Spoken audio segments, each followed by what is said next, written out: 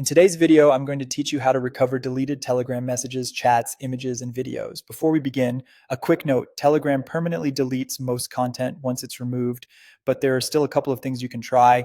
We'll first check the in-app options that sometimes help right after something is deleted, and then we'll reach out to Telegram support so they can review your case.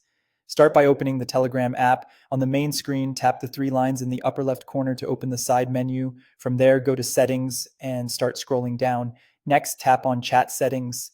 Scroll again and look for any option related to deleted items. Depending on your app version, this might appear alongside other chat and history controls.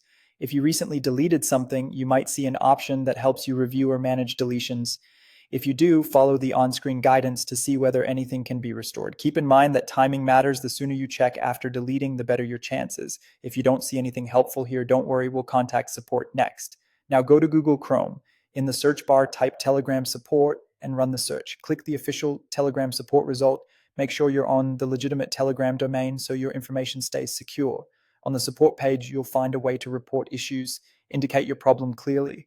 Describe that you need help with deleted messages, chats, images, or videos.